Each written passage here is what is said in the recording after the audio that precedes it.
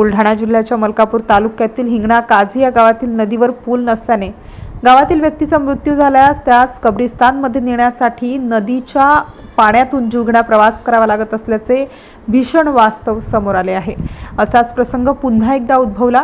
काल 12 सप्टेंबर रोजी गावातील एका महिलेचे निधन झाले। या महिलेचे पार्थिव अंत्यविधीसाठी कब्रिस्तानमध्ये नेण्यासाठी नागरिकांना ट्रॅक्टरमधून जनाजा न्यावा लागला। पावसाळ्यात नेहमीच गावकऱ्यांना या अडचणींचा सामना करावा लागत असल्याने ग्रामस्थ कमालीचे त्रस्त झाले आहेत।